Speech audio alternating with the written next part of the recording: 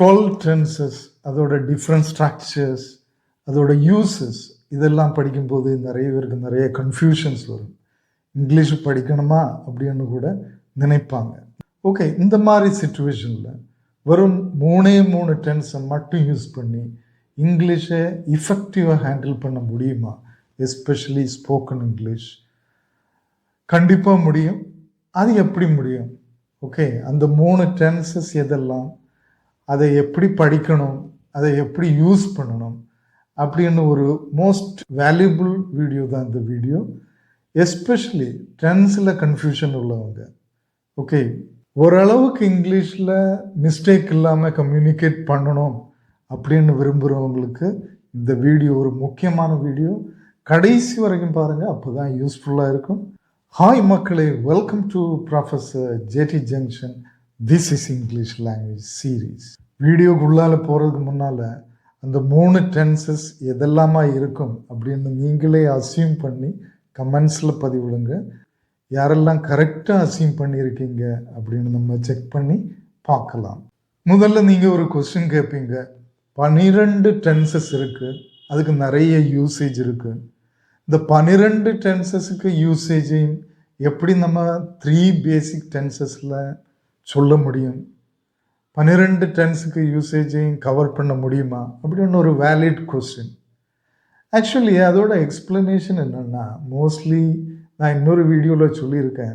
இந்த வீடியோ நான் டிஸ்கிரிப்ஷனில் லிங்க் போடுறேன், நீங்கள் பாருங்கள்.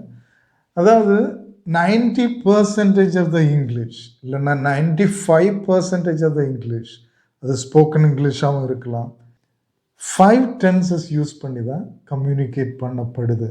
ஓகே, ஈவன் தோ 12 டென்சஸ் இருந்தால் கூட அதில் 95% ஆஃப் த இங்கிலீஷ் 5 டென்சஸை யூஸ் பண்ணி தான் பேசப்படுது, கம்யூனிகேட் பண்ணப்படுது. அதுலேயும் நம்ம வடிகட்டி எடுத்தால் அரௌண்ட் ஒரு 60% இல்லைன்னா ஒரு 70% ஆஃப் த இங்கிலீஷ் இந்த 3 டென்சஸை யூஸ் பண்ணி தான் பேசப்படுது, கம்யூனிகேட் பண்ணப்படுது அப்படின்னு நம்ம பார்க்கலாம். There is one thing. Another important thing is, அதாவது யூஸ்வலி இந்தியன்ஸ் இங்கிலீஷில் கம்யூனிகேட் பண்ணும்போது, ஸ்பீக் பண்ணும்போது அவங்க போடக்கூடிய ஒரு 60% ஆஃப் த மிஸ்டேக் எங்கே இருக்கும்னா பாஸ்ட் யூஸ் பண்ணுவது தான். Especially simple past tense use பண்ணுவதில்லை. அதில் என்ன காம்ப்ளிகேட் பண்ணுவாங்கன்னா, பாஸ்ட் யூஸ் பண்ண வேண்டிய இடத்துல சிம்பிள் ப்ரெசன்ட் யூஸ் பண்ணுவாங்க. அதுபோல் பாஸ்ட் யூஸ் பண்ண வேண்டிய இடத்துல சிம்பிள் பாஸ்ட் யூஸ் பண்ண வேண்டிய இடத்துல சில டைமில் வில் எல்லாம் யூஸ் பண்ணுவாங்க, சிம்பிள் ஃப்யூச்சரும் யூஸ் பண்ணுவாங்க. லைக்வைஸ் சிம்பிள் ப்ரெசன்ட் யூஸ் பண்ண வேண்டிய இடத்துல சிம்பிள் பாஸ்ட்டும் சிலவங்க யூஸ் பண்ணுவாங்க. So most of the mistakes இந்த சிம்பிள் ப்ரெசன்ட் சிம்பிள் பாஸ்டில் தான் மோஸ்ட் ஆஃப் த மிஸ்டேக், வேணா 80% ஆஃப் த மிஸ்டேக்ஸும் அக்கர் ஆகுது. கிராமட்டிக்கல் மிஸ்டேக், எஸ்பெஷலி டென்ஸில் வரக்கூடிய மிஸ்டேக்ஸ். ஸோ அதனால தான் நீங்கள் இந்த simple present simple past simple ஃப்யூச்சரை இஃபெக்டிவாக ஹேண்டில் பண்ண தெரிஞ்ச 70% ஆஃப் த டைம் நீங்கள் மிஸ்டேக்கே பண்ண மாட்டீங்க. Most of the awkward mistakes, simple மிஸ்டேக்னு சொல்லக்கூடிய கிராமட்டிக்கல் டென்ஸ் மிஸ்டேக்ஸ் இதிலேயே கவர் ஆகி போகும். அனதர் இம்பார்ட்டன்ட் திங், இப்போ ப்ரெசன்ட் பர்ஃபெக்ட்டுக்கும் சிம்பிள் பாஸ்ட்டுக்கும் பெரிய வேரியேஷன் கிடையாது. நிறைய பேர் இஃபெக்டிவ் இங்கிலீஷ் ஸ்பீக்கர்ஸ் கூட ப்ரெசன்ட் பர்ஃபெக்டையும் சிம்பிள் பாஸ்ட்டையும் மிக்ஸ் பண்ணி தான் யூஸ் பண்ணுவாங்க. இது யூஸ் பண்ண வேண்டிய இடத்துல அதுவும், அது யூஸ் பண்ண வேண்டிய இடத்துல இதுவும். நிறைய பேர் அப்படி தான் யூஸ் பண்ணுவாங்க, பண்ணிகிட்டு இருக்காங்க. ஆக்சுவலி இப்போ கூட நல்லபடியாக கம்யூனிகேட் பண்ணுறவங்க கூட. ஸோ நீங்கள் ப்ரெசன்ட் பர்ஃபெக்டாக அவாய்ட் பண்ணிவிட்டு சிம்பிள் பாஸ்ட் வச்சு மேனேஜ் பண்ணலாம். இட் இஸ் அண்டர்ஸ்டாண்டபிள், எல்லாருமே அதை அண்டர்ஸ்டாண்ட் பண்ணுவாங்க, especially in India. So that is why இந்த 3 சிம்பிள் டென்ஸையும் நீங்கள் ப்ராப்பராக யூஸ் பண்ண படித்தா ஓரளவு இஃபெக்டிவாக உங்களால் இங்கிலீஷில் கம்யூனிகேட் பண்ண முடியும். ஃபஸ்ட் நம்ம அந்த 3 டென்சஸ் எதெல்லாம்னு பார்க்கலாம். நிறைய பேர் கரெக்டாக அசியூம் பண்ணியிருப்பீங்க. Exactly present simple, past simple and future simple. அந்த சிம்பிள் டென்சஸ் இன்னும் நமக்கு கண்டினியூஸ் டென்சஸ் இருக்குது, பர்ஃபெக்ட் டென்சஸ் இருக்குது, பர்ஃபெக்ட் கண்டினியூஸ் டென்சஸ் இருக்குது. எப்போவுமே சிம்பிள் டென்ஸில் ஒரு காரியம் இம்பார்ட்டன்ட் ஆக்சுவலி. மற்ற எல்லா டென்சஸையும் கம்பேர் பண்ணும்போது இது சிம்பிள் டென்ஸ் அப்படின்னு நம்ம சொன்னாலும் சிம்பிள் டென்சஸில் கொஞ்சம் காம்ப்ளிகேஷன் கூடுதல். ஓகே, அதுக்கு சில ரீசன்ஸ் உண்டு. அதுவும் சிம்பிள் பாஸ்ட், சிம்பிள் ஃப்யூச்சரில் அவ்வளோ கன்ஃபியூஷன் இருக்காது. சிம்பிள் ப்ரெசண்டில் தான் கூடுதல் கன்ஃபியூஷன் இருக்கும். நம்பர் ஒன், சிம்பிள் டென்சஸில் ஹெல்பிங் வேர்ப்ஸ் கிடையாது. ஓகே, ஹெல்பிங் வேர்ப் யூஸ் பண்ண மாட்டோம் ஒரு ஸ்டேட்மெண்ட்டில். அதனால் சிம்பிள் டென்சஸில் கொஸ்டின் கேட்கும் போதோ இல்லைன்னா நெகட்டிவ் ஸ்டேட்மெண்ட்ஸ் க்ரியேட் பண்ணும்போதோ மேக் பண்ணும்போதோ நம்ம என்ன பண்ணணும்னா ஹெல்பிங் வேர்ப் ஆட் பண்ண வேண்டியது இருக்கும். That is first complication. Second complication, present சிம்பிளில் உங்களுக்கு எல்லாருக்கும் தெரிஞ்ச மாதிரி ஒரு ரூல் உண்டு, எக்ஸப்ஷன். ஓகே, அதாவது சப்ஜெக்ட்ஸ் தேர்ட் பர்சன் சிங்குலராக இருக்கும்போது, ஹீ ஷீ இட்டாக இருக்கும்போது வேர்புக்கு கூட எஸ் சேர்ப்போம். அது கொஸ்டின் ஃபார்மேஷன் டைம்லையும் மாறி வரும். அதுபோல் இன்னொரு காரியம், நம்ம பொதுவாக டென்ஸ் படிக்கும்போது சப்ஜெக்ட் படிப்போம், வேர்ப் படிப்போம். வேர்பு தான் டென்ஸை இண்டிகேட் பண்ணுது, அது நமக்கு தெரியும். ஓகே, வேர்பு மட்டும்தான் டென்ஸை ப்ரெசண்டாக, பாஸ்டாக, ஃப்யூச்சராக இல்லை ப்ரெசன்ட் கண்டினியூஸாக அதை சஜஸ்ட் பண்ணுவது வேர்பு மட்டும்தான். வேறு எந்த வேர்ட்ஸுக்குமே டென்ஸ் கிடையாது, அதுவும் நமக்கு தெரியும். ஆனால் சிம்பிள் டென்சஸில் தான் 3 types of verbs நம்ம யூஸ் பண்ணோம். Action verb, possessive verb, state verb.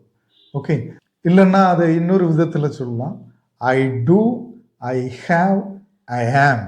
Okay, ஐ அப்படின்னு உள்ள சப்ஜெக்டை நம்ம எடுத்தால் இந்த 3 ஃபார்ம்லேயும் வரும். ஐ டூ, அதாவது ஆக்ஷன் வேர்ப், ஒரு செயலை செய்வது. I write a letter, I play cricket. ஐக்கு பதிலாக ஹீ வரலாம், ஷீ வரலாம், தே வரலாம். அந்த 7 இல்லைன்னா 8 சப்ஜெக்டில் ஏதாவது ஒன்று வரலாம். அதுக்கு கூட ஸோ சப்ஜெக்ட் ப்ளஸ் அது ஐயோ, ஹீயோ, ஷீயோ, action verb. Okay, subject plus action verb, அது ஒன்று. ரெண்டாவது subject plus possessive verb, have form அப்படின்னு சொல்லுவோம். ஓகே, ஐ ஹேவ், எனக்கு உண்டு, நான் ஏதோ ஒன்று பொசஸ் பண்ணுறேன். I have a pen, I have a wonderful shirt, I have a lot of friends. அதுக்கு பதிலாக ஹீயோ, ஷீயோ, தேயோ சப்ஜெக்ட்ஸ் மாறி வரலாம். அதுபோல் தேர்ட் ஒன், ஐ ஆம், நான் இருக்கிறேன், இருக்கிறேன். ஓகே, ஐ ஆம் எ மேன், நான் ஒரு ஆணாக இருக்கிறேன். ஐ ஆம் a good friend to others, நான் அடுத்தவங்களுக்கு ஒரு நல்ல நண்பனாக இருக்கிறேன்.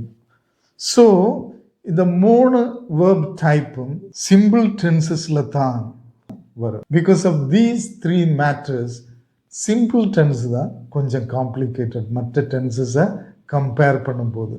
ஓகே, இப்போ நம்ம கொஞ்சம் டீட்டெயிலாக இந்த சிம்பிள் டென்சஸை பார்ப்போம். Simple present, simple past, simple ஃபியூச்சரை படிக்கும்போது 2 aspect very important. Number one, அதுக்கு 3 வேர்ப் ஃபார்மையும் படிக்கணும். Okay, action verb, possessive verb and state verb. Number 2, அது மட்டும் படித்தால் போதாது, ஒவ்வொன்றையும் நம்ம படிக்கும்போது அதில் எப்படி கொஸ்டின் ஃபார்ம் பண்ணலாம், அதுபோல் அதோட நெகட்டிவ் ஃபார்ம் எப்படி ஃபார்ம் பண்ணலாம், அதையும் கூட படிக்கணும். அப்போ தான் அது ஒரு கம்ப்ளீட்டான படிப்பாக இருக்கும்.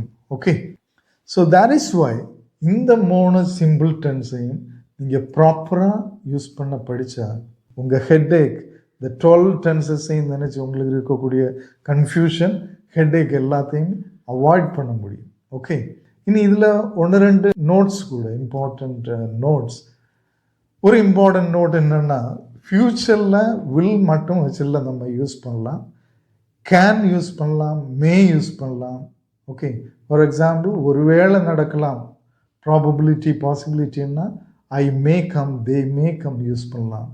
என்னால் முடியும், கேப்பபிலிட்டியை எக்ஸ்பிரஸ் பண்ணும்போது I can come tomorrow, I can help you tomorrow, I think they can visit you, இந்த மாதிரி யூஸ் பண்ணலாம். ஓகே, ஸோ லைக்வைஸ் எப்போவுமே பாஸ்டில் வில் யூஸ் பண்ணக்கூடாது, சிம்பிள் பாஸ்ட் தான் யூஸ் பண்ணணும். அதுபோல் ப்ரெசண்டில் பாஸ்ட் ஃபார்ம் யூஸ் பண்ணக்கூடாது, பாஸ்டில் ப்ரெசன்ட் ஃபார்ம் யூஸ் பண்ணக்கூடாது. இந்த மூணையும் நீங்கள் கரெக்டாக மேனேஜ் பண்ணால் உங்களால் எஃபெக்டிவாக இங்கிலீஷில் பேச முடியும். Don't get confused about other tenses. இந்த வீடியோ உங்களுக்கு யூஸ்ஃபுல்லாக இருந்திருக்கும், நீங்கள் என்ஜாய் பண்ணியிருப்பீங்க அப்படின்னு நினைக்கிறேன். அப்படி உங்களுக்கு பிடிச்சிருந்தா லைக் பண்ணுங்கள், ஷேர் பண்ணுங்கள். அடுத்த வீடியோவில் நம்ம மீட் பண்ணலாம். டில் தென், ஆல் தி பெஸ்ட்.